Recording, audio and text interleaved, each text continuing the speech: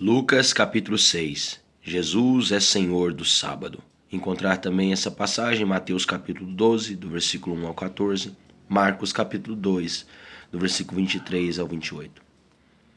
Em um certo dia de sábado, enquanto Jesus caminhava pelos campos, onde se plantavam cereais, seus discípulos começaram a colher e a debulhar espigas com as mãos e se alimentavam dos grãos.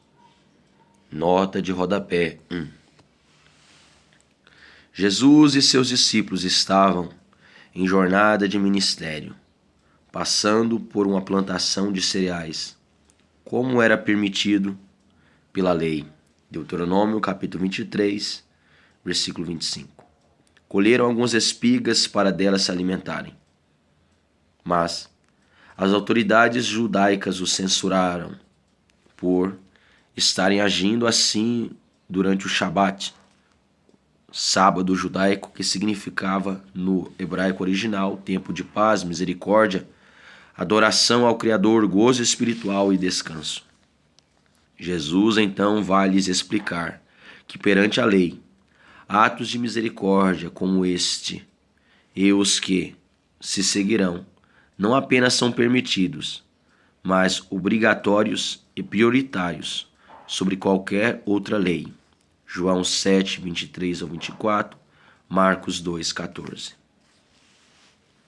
Quando alguns dos fariseus o inquiriram, por que fazeis o que não é permitido durante o sábado? Então Jesus os questionou. Nem ao menos tendes lido o que fez Davi, quando teve fome, e os seus companheiros?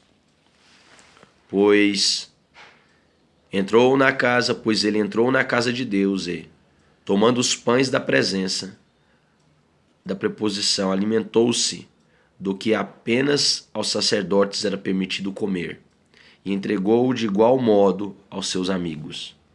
E Jesus lhes asseverou: o Filho do Homem é Senhor do sábado.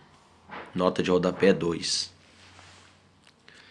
Nem Deus, nem os doutores e intérpretes da Mishnah, tratado das interpretações das leis sagradas judaicas, condenaram a Davi por essa transgressão. Mateus 12, do versículo 4 ao 8, Marcos 2, do versículo 23 ao 25. Davi foi orientado por Deus para agir daquela maneira, a fim de preservar sua vida e a de seus companheiros para servir ao Senhor. O mesmo Deus do Shabat, sábado judaico, tem o direito, como autor do mandamento, de interpretar suas exceções, não sendo engessado pela lei, mas tendo-a sob o controle absoluto da sua vontade. Essa é a flexibilidade divina, que se move em função da misericórdia e do amor. O homem da mão atrofiada. Também encontrar em Mateus 12, do versículo 9 ao 14, Marcos capítulo 3, do versículo 1 ao 6. Num outro sábado, ele entrou na sinagoga e iniciou seu ensino. Estava ali um homem cuja mão direita era atrofiada. Os doutores da lei e os fariseus estavam ávidos para achar algum motivo pelo qual pudesse acusar Jesus. E por isso observavam com toda a atenção, a fim de perceber se ele o haveria de acusar durante o sábado. Todavia, Jesus tinha conhecimento do que eles pensavam. Mesmo assim, pediu ao homem da mão atrofiada: levanta-te, vem à frente e permanece em pé, aqui no meio. E o homem se levantou e atendeu a ele. Nota de rodapé 3. Num claro gesto de contraste em relação aos líderes religiosos, que sorrateiramente foram espionar seus procedimentos, Jesus age abertamente em receio e sem receio. Pede para o homem sair do seu lugar e vir para o centro do salão de cultos da sinagoga, onde todos poderiam ver e ouvir claramente o que se passava. Aquele que segue a Cristo deve ser sincero, franco e corajoso. Mateus 5, do versículo 34 ao 37, Tiago 5, 12. Jesus então dirigiu-se a eles. Eu vos apresento uma questão. O que é permitido realizar no sábado? O bem ou o mal?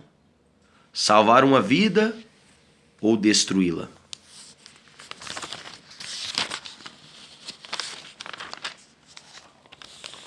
E Jesus olha atentamente para cada um dos que estão à sua volta e ordena ao homem: estende a tua mão. O homem estendeu e ela foi instantaneamente restaurada. Contudo, eles ficaram enraivecidos e começaram a tramar entre si sobre que fim dariam a Jesus. Nota de rodapé 4. Jesus já havia suportado muitos ataques e provocações dos fariseus, escribas e líderes religiosos, todos também líderes políticos. Então ele inverte as posições e passa a questionar seus oponentes e a todos na sinagoga. Marcos 3:4. As autoridades judaicas ficaram furiosas, pois não conseguiram resistir ao raciocínio brilhante, simples e cheio de compaixão do Senhor. E, por isso, começaram a planejar um meio de matá-lo, de eliminá-lo. João 5:18 e Marcos 3:6. Os líderes religiosos precisavam ter cuidado, pois a religião muitas vezes transforma a justiça em transgressão, em pecado, e o ilícito planejar a morte ou a exclusão de um inocente, num ato ilegal perante a lei e os estatutos. Jesus escolhe seus 12 apóstolos. Também encontrar essa passagem em Marcos capítulo 3, do versículo 13 ao 19. E ocorreu naquela ocasião que Jesus se retirou para o monte a fim de orar, e atravessou toda a noite em oração a Deus. Nota de rodapé 5. Para o próprio Filho de Deus encarnado, a oração era a perfeita comunhão com o Pai. Por isso, Jesus frequentemente se dedicava a longos períodos de oração, muitas vezes em jejum, especialmente quando precisava tomar uma decisão importante. O fato de Jesus dar tanta atenção a esse diálogo com Deus deve nos servir de inspiração. Jesus passou aquela noite inteira em oração e ao raiar do dia saiu para escolher, segundo a vontade soberana do Pai, aqueles discípulos que, cada qual com a sua contribuição, seriam responsáveis pelos alicerces da igreja. Efésios capítulo 2, versículo 20. Tarefa que desde o início foi distribuída a um grupo de cristãos e não exclusivamente a uma pessoa. Logo ao nascer do dia, convocou os seus discípulos e escolheu dentre eles 12, a quem também designou como apóstolos. A expressão em aramaico, o dialeto hebraico que Jesus falava, aqui transliterada por Shalia, quer dizer apóstolo em grego, que se refere a alguém que recebeu comissão e autoridade explícitas daquele que o enviou. Todavia, sem o poder para transferir seus atributos para outra pessoa, ou seja, apóstolos não consagram outros apóstolos, enviados com a missão específica. Marcos capítulo 6, versículo 30, 1 Coríntios capítulo 1, versículo 1, Hebreus 3:1. Entre a multidão que veio ouvir ao Senhor naquele dia, havia um grupo que o seguia regularmente e se dedicava aos seus ensinos. Havia, ao todo, cerca de 72 homens, considerando que esse fora o número de missionários que Jesus enviou em missão evangelística. Lucas 10, versículo 1, Lucas 10, 17. Mais tarde, logo após sua ascensão aos céus, cerca de 120 cristãos o aguardavam e adoravam em Jerusalém. Atos, capítulo 1, versículo 15. Simão, a quem deu o nome de Pedro, seu irmão André, Tiago, João, Filipe, Bartolomeu, Mateus, Tomé, Tiago, filho de Alfeu, Simão, conhecido como Zelote, Judas, filho de Tiago, e Judas Iscariotes, que se tornou o traidor. Nota de rodapé 7. Bartolomeu é outro nome de Natanael. João, capítulo 1, versículo 45. Judas, filhos de Tiago. Atos, capítulo 1, versículo 13. É chamado de Tadeu por Mateus e Marcos. Todas as três listas citam Pedro em primeiro lugar e Judas Iscariotes no fim. O nome Iscariotes quer dizer homem de Queriote, sua cidade natal. Judas foi o único não galileu entre os 12. Todos os evangelistas mencionam o ato de traição de Judas. Somente Lucas ressalva que ele se tornou traidor, mostrando que alguém pode começar bem, mas terminar mal. Contudo, enquanto há vida, há tempo para arrependimento, como ocorreu com Pedro, que também traiu ao Senhor, mas se arrependeu e recebeu o pleno perdão de Deus. Mateus 26, versículo 71, Mateus 26, versículo 31 45, e João 21, do versículo 15 ao 19. Jesus cura e liberta multidões. Também encontrar essa passagem em Marcos capítulo 4, do versículo 23 ao 25. Então, desceu Jesus com os apóstolos e parou num lugar plano. Estavam ali reunidos muitos dos seus discípulos e uma enorme multidão vinda de toda parte, de toda a Judéia, de Jerusalém, do litoral, de Tiro e de Sidom. Nota de rodapé 8. É importante notar que Jesus teve um tempo particular com seus discípulos. No alto da montanha, Mateus 5:1, e em seguida desce para o planalto, ou planura, onde exorta a todos os fiéis na multidão, e aos discípulos em particular, a terem uma vida na terra verdadeiramente à imagem de Deus em Magodei, testemunhando ao mundo caído o projeto original de Deus para a humanidade. Jesus proferiu naquele dia uma de suas mais profundas mensagens em relação ao comportamento do verdadeiro Filho de Deus, aquela pessoa que crê e é dirigida pelo Espírito do Senhor. O chamado Sermão do Planalto, registrado resumidamente sob a ótica de Lucas, é o mesmo conhecido Sermão do Monte, ou da Montanha, Mateus, do capítulo 5 ao capítulo 7. Curiosamente, partes do sermão descrito por Mateus podem ser encontradas em várias passagens de Lucas. Lucas capítulo 11, do versículo 2 ao 4, Lucas capítulo 12, do versículo 22 ao 31, Lucas capítulo 12, versículo 33 e 34, o que demonstra o esforço de Jesus em fazer com que os crentes da sua época e do futuro compreendessem com clareza o âmago do Evangelho e da vida com Deus.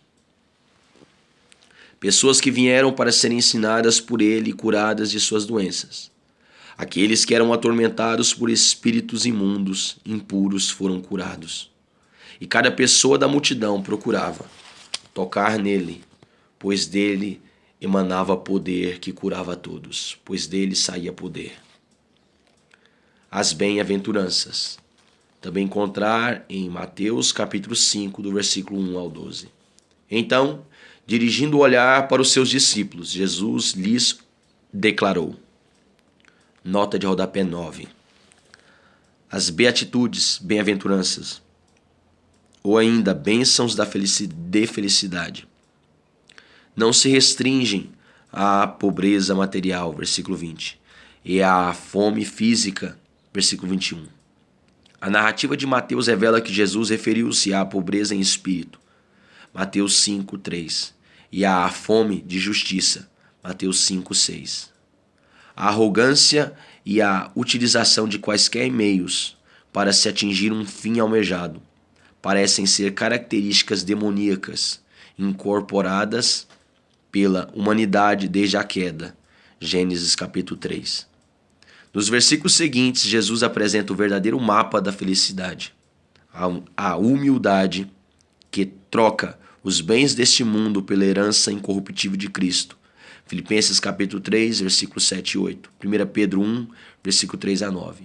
A fome que privilegia o pão do céu em relação ao alimento físico. Lucas 4:4, João 6:35. O arrependimento que lamenta profundamente o pecado a ponto de abandoná-lo. 2 Timóteo 2:19. A piedade que se espelha no exemplo de Cristo provoca nos mundanos e falsos religiosos o mesmo ódio que o crucificou. 2 Timóteo 3:12. Em suma, todo sacrifício por causa de Jesus Cristo e sua igreja terá sua recompensa, prêmio, galardão, aqui mesmo na terra, assim como no céu. O verbo no original grego indica que é a ação que passa no presente e se estende por todo o futuro. Vosso é o reino no original.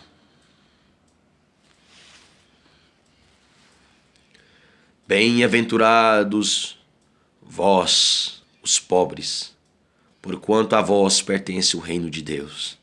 Nota de rodapé 10. Jesus não está falando da pobreza em si, pois ela pode ser tanto uma maldição quanto uma bênção. Jesus está se referindo à pessoa dos discípulos.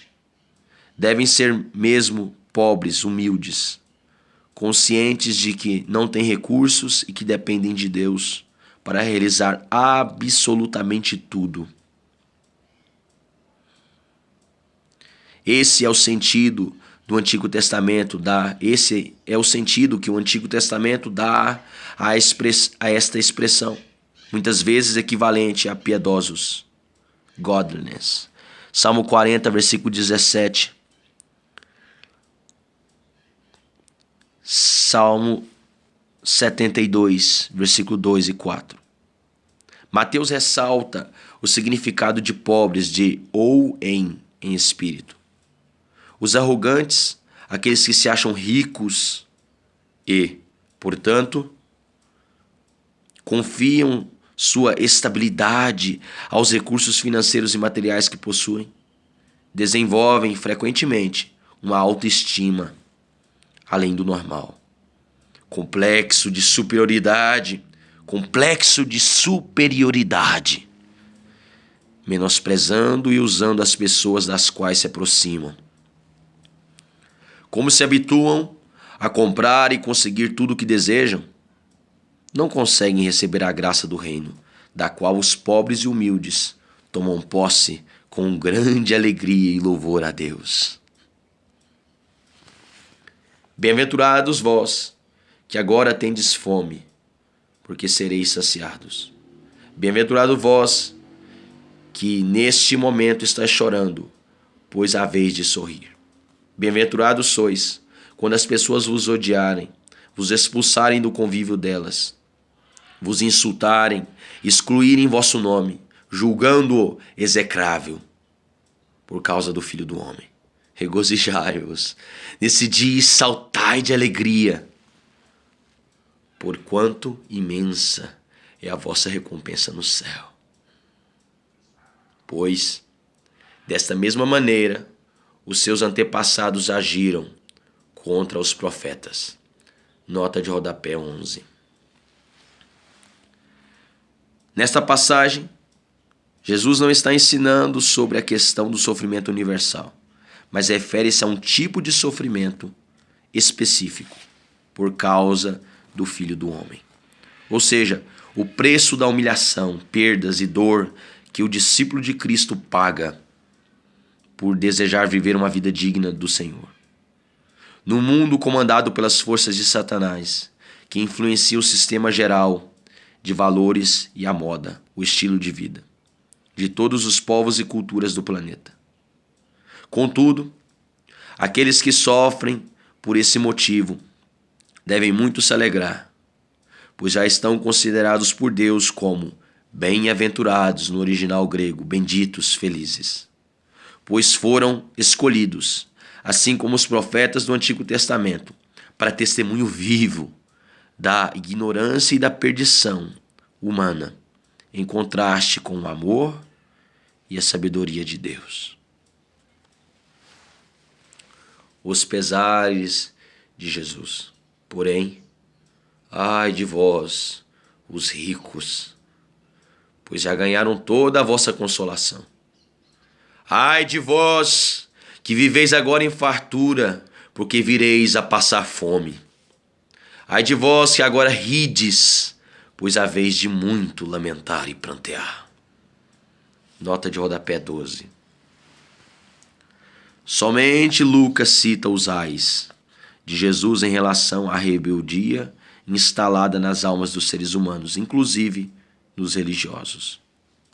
A expressão original do grego aqui utilizada, indica profundo lamento por uma desgraça que poderia ser evitada.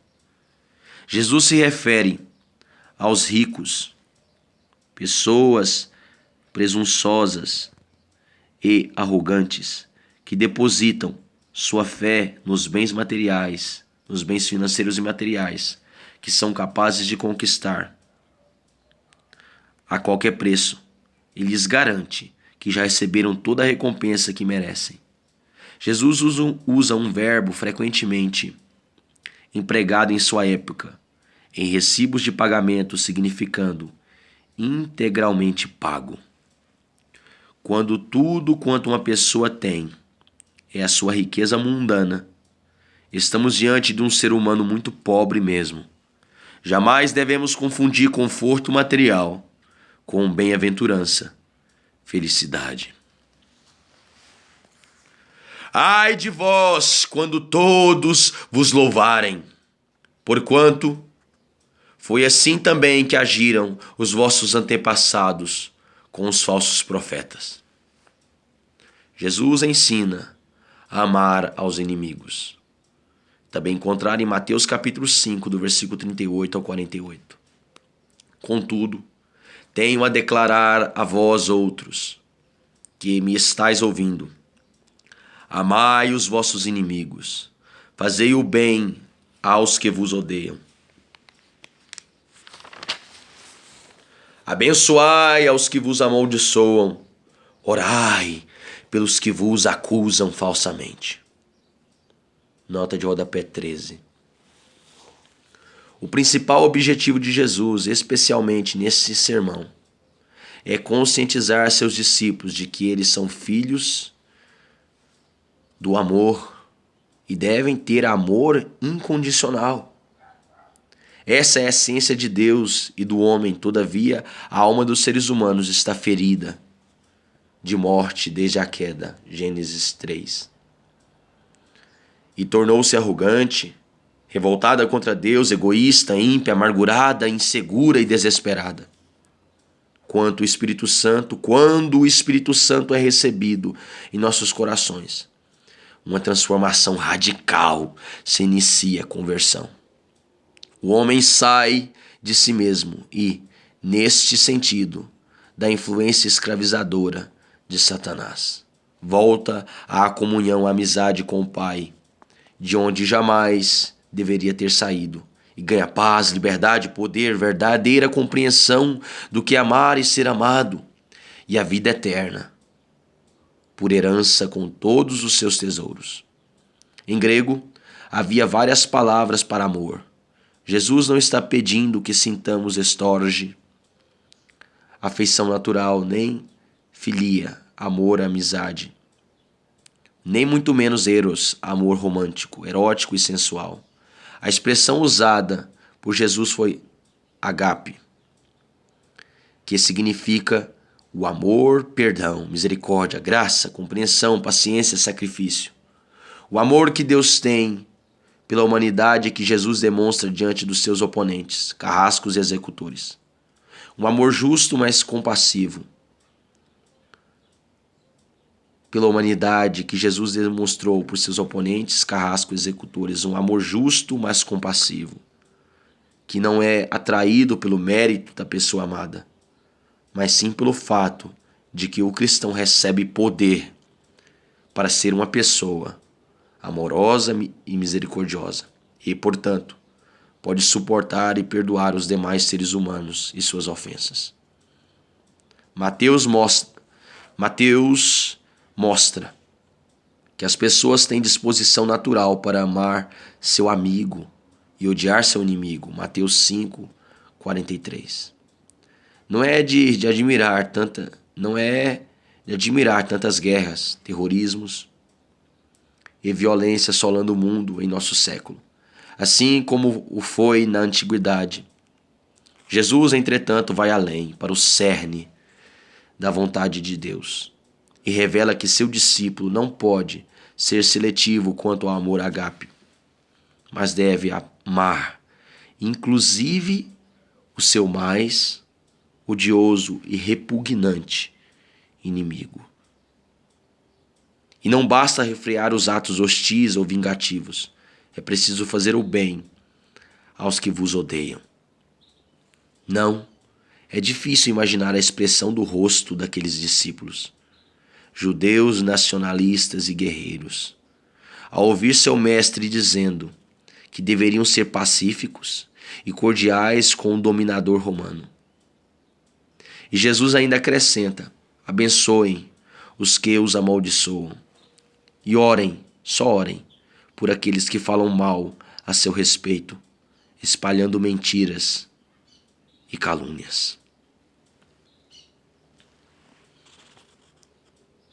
Ao que te bate numa face, oferece-lhe igualmente a outra.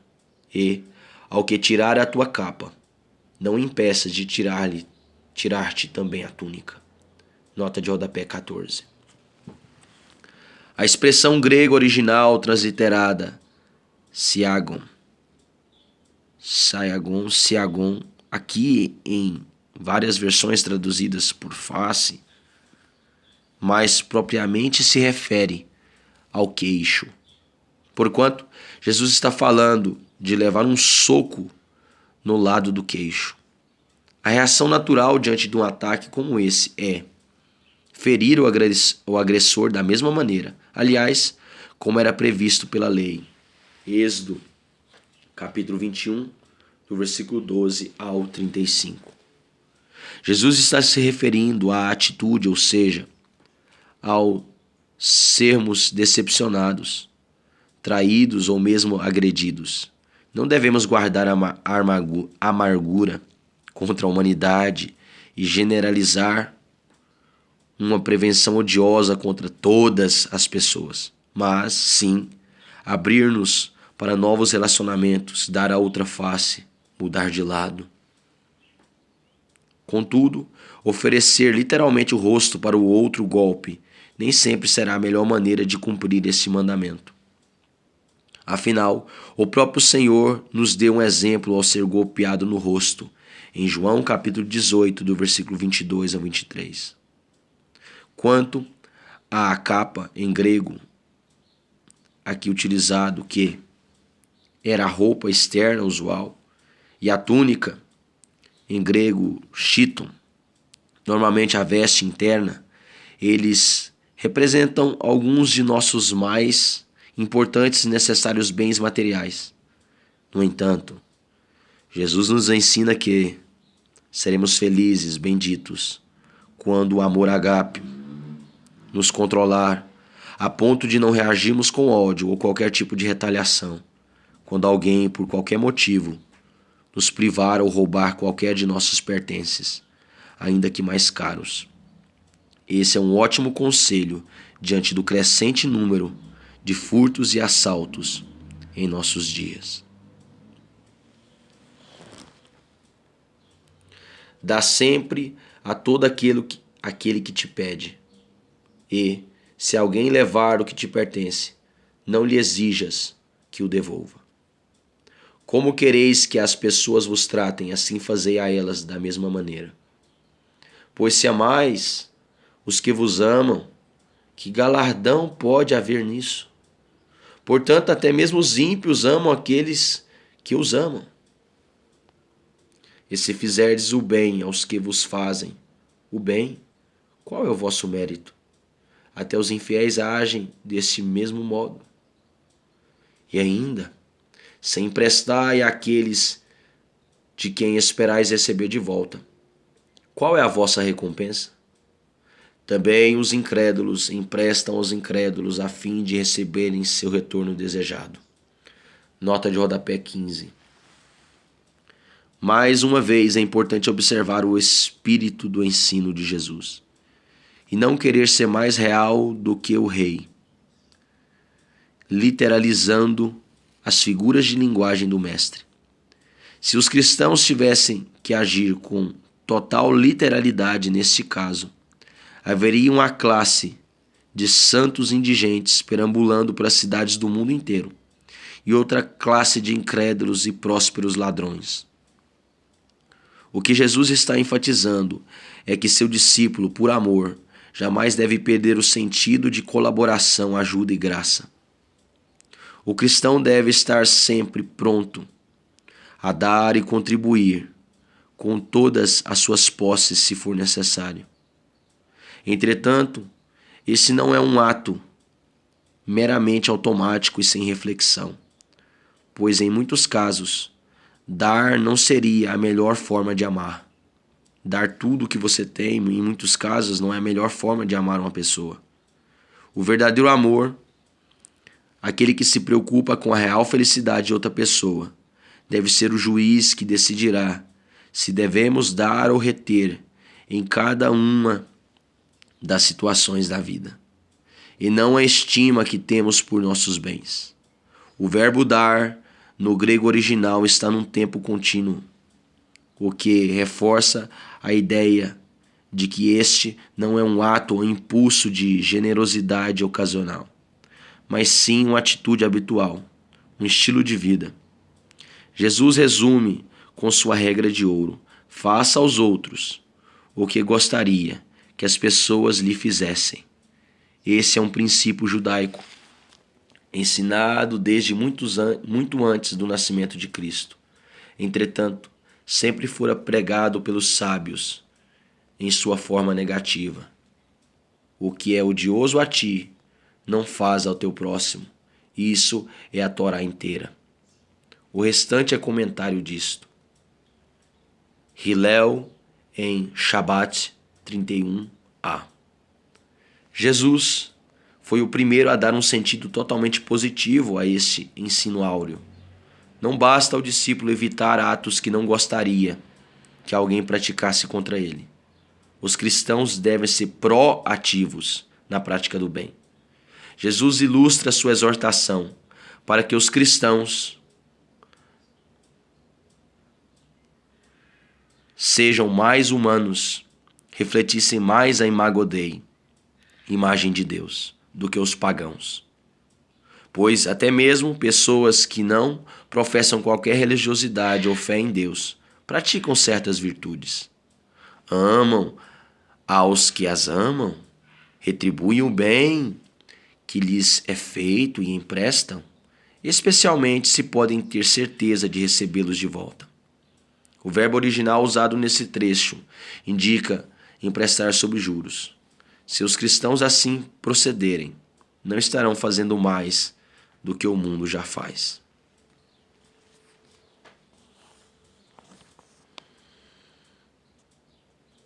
Concluindo, amai os vossos inimigos, fazei o bem e emprestai, sem se desesperar por receber de volta.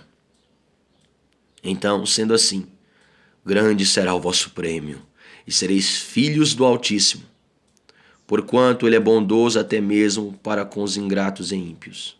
Sede misericordiosos para com os outros, assim como o vosso Pai é misericordioso para convosco. Nota de rodapé 16. Em resumo, Jesus nos orienta a tomar seus mandamentos pelo lado positivo de forma proativa. Amai aos vossos inimigos, fazei o bem e emprestai. Como cristãos, sempre devemos nos antecipar na prática e defesa do bem. O verbo grego original, aqui transliterado por alpepizo. Alpelpizo é usado no sentido de não se desesperar-se.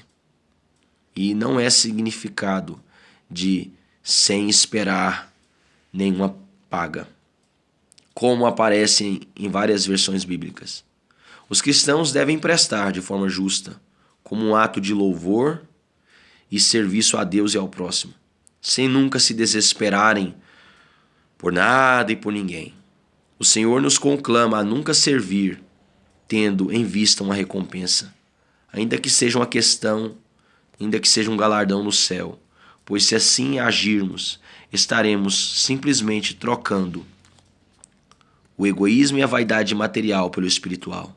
Deus é benigno e misericordioso, até para com os ímpios, pois lhes proporciona suas boas dádivas, tais como o sol, a chuva, o solo fértil e a boa colheita, na expectativa de que essas almas um dia percebam seu amor e salvação.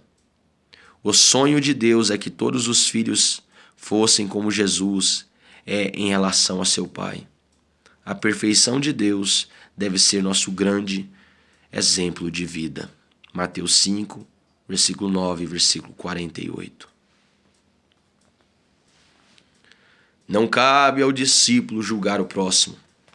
Também encontrar essa passagem em Mateus 7, do versículo 1 ao 5. Não julgueis e não sereis julgados. Não condenais e não sereis condenados. Perdoai e sereis perdoados. Dai sempre, e recebereis sobre o vosso colo uma boa medida, calcada, sacudida, transbordante. Generosamente vos darão. Portanto, à medida que usares para medir o teu próximo, essa mesma será usada para vos medir. Nota de rodapé 17. O cristão não deve censurar, muito menos se entregar aos comentários sobre a vida de qualquer pessoa, com o propósito de destruir sua reputação e levar ao desespero o seu caráter, ao desprezo o seu caráter. O julgamento dos motivos íntimos de alguém, bem como qualquer vingança ou pena a serem aplicadas, pertence ao Senhor. Romanos 12, 19. Entretanto, não estamos isentos da responsabilidade de desenvolvermos senso crítico sobre tudo e todos, bem como discernirmos quanto ao certo e ao errado, versículos 43 ao 45. Afinal, foi essa a escolha feita pela humanidade no Jardim do Éden, Gênesis capítulo 3. Contudo, Jesus nos exorta a não agirmos com hipocrisia, como a pessoa, como é próprio dos incrédulos. O perdão, em vez de condenação, revela o verdadeiro amor cristão em exercício. Jesus salienta que a pessoa perdoada e salva tem um coração aberto e generoso. Esse estilo de vida sensibilizará a Deus e aos homens, e uma correspondência de bênção será inevitável. E não apenas na mesma proporção, mas tão abundante que transbordará. Jesus tira essa metáfora a partir da maneira usada pela multidão que estava à sua volta naquele momento, para quantificar e qualificar os grãos escolhidos. A expressão grega aplicada aqui, transliterada por kolpon, tem a ver com as expressões boa medida e generosidade, referindo-se a uma espécie de bolsa que se fazia ao dobrar parte da veste externa ou uma peça de roupa gasta que fica pendurada sobre o cinto e era usada para guardar uma medida de trigo. Jesus relembra o antigo dito dos sábios judeus: há mais felicidade em dar do que em receber. Atos capítulo 20, versículo 35.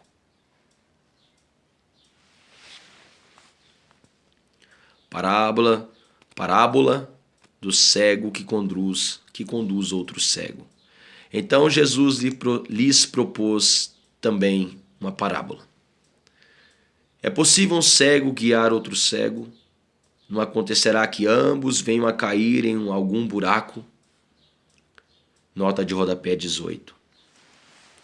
Jesus faz uso de mais uma série de metáforas para ressaltar a importância de seus discípulos viverem acima da mediocridade dos religiosos formais.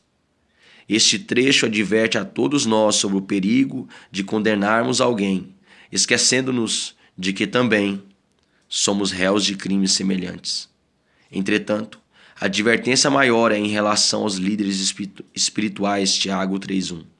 Em primeiro lugar, somente aqueles que andam na luz e podem ver com nitidez, João 8:12, 1 João 1:7, conseguem evitar os perigos do caminho e conduzir outros em segurança. Os jovens líderes devem ter paciência e humildade para esperar o devido tempo, quando serão, se aprovados por Deus e pela vida, semelhante aos seus mestres. Da mesma maneira, o discípulo de Jesus deve estabelecer como seu alvo pessoal o ser semelhante a ele. A expressão bem instruído, como aparece em algumas versões, vem do grego katartizo, que tem um significado mais amplo, tornar digno ou completo. É um termo normalmente usado para consertar algo que foi quebrado, Marcos 1:19, ou no sentido de suprir plenamente, como quando o mundo foi plenamente formado, Hebreus 11:3. O discípulo de Jesus tem a experiência e a formação acadêmica que tiver. Não pode relegar o mandamento do amor a segundo plano, acreditando que, de alguma forma, está acima do nível de servo que deve seu amor a Deus e ao próximo. O discípulo não pode estar acima do seu mestre e, entretanto, todo aquele que completar dignamente seu aprendizado será como seu mestre. Porque reparas o cisco que está no olho do teu irmão e não percebes o tronco que está no teu próprio olho? Como poderás advertir a teu irmão dizendo: irmão, permita que eu tire o cisco do teu olho, se tu mesmo nem sequer notas o tronco que repousa no teu olho? Hipócrita, retira antes de tudo a trave do teu olho, e só assim verás com nitidez para tirar o cisco que está no olho do teu irmão. Nota de rodapé 19. Jesus retoma outro antigo ensino dos rabinos judeus, com certo toque de humor, uma vez que usa a paródia para evidenciar seu ponto de vista. Retrata o hipócrita com um enorme tronco, trave ou viga, projetando-se do seu olho, enquanto busca cuidadosamente tirar uma partícula do olho do seu irmão. Frequentemente, as atitudes egoístas, arrogantes e preconceituosas dos seres humanos chegam a ser hilariantes, devido ao evidente contrassenso por elas transmitido. Contudo, a lição apresentada por Jesus é muito séria. A leve imperfeição ou erro de outras pessoas é frequentemente mais notado por nós do que um grande defeito ou pecado em nós. O verbo reparar vem do original grego blepeis, que significa atenção e observação prolongadas. Jesus nos exorta a um rígido autoexame antes de nos lançarmos ao julgamento de qualquer um de nossos semelhantes. Parábola da árvore e seu fruto, Mateus 7, do versículo 24 ao 27. Não existe árvore boa produzindo mau fruto, nem inversamente uma árvore má produzindo bom fruto. Pois cada árvore é conhecida pelos seus próprios frutos. Não é possível colher figos de espinheiros, nem tampouco uvas de ervas daninhas. Uma pessoa boa produz do bom tesouro do seu coração o bem, assim como uma pessoa má produz toda a sorte de coisas ruins, a partir do mal que está em seu íntimo, pois a boca fala do que está repleto o coração. Nota de rodapé 20. Jesus frisa que o caráter de uma pessoa não pode ser alterado apenas por força de vontade ou pelas circunstâncias. Somente o novo nascimento, que é a invocação e a habitação do Espírito de Deus em nossa alma, João 3:5, João 15:5-16, pode transformar a essência das pessoas e desenvolver um ser humano celestial, cidadão do céu. Jesus nos faz lembrar do ensino do profeta Jeremias sobre a maldade que reside no coração do homem, Jeremias 17:9, acerca da qual Paulo nos adverte, Romanos 3:23, para nos legar um princípio fundamental ao reconhecimento da pessoa humana. A boca fala do que está repleto o coração. Ou seja, nossas palavras revelam quem somos na realidade, em nosso íntimo, pois isso, mais do que um cuidado com a nossa língua, precisamos avaliar corretamente o centro de nossas emoções e sentimentos. Para os ocidentais modernos, o coração, mas no Oriente Antigo, os intestinos. Portanto, no amor e nos negócios é bom ouvir muito e bem antes de celebrar sociedade. A parábola do sábio e do sensato, também encontrada em Mateus 7, do versículo 24 ao 27. E por que me chamais Senhor, Senhor, e não praticais o que eu vos ensino? Eu vos revelarei com quem se compara aquela pessoa que vem a mim e ouve as minhas palavras e as pratica. É como se fosse um homem que, ao construir sua casa, cavou fundo e firmou os alicerces sobre a rocha. E sobreveio grande enchente.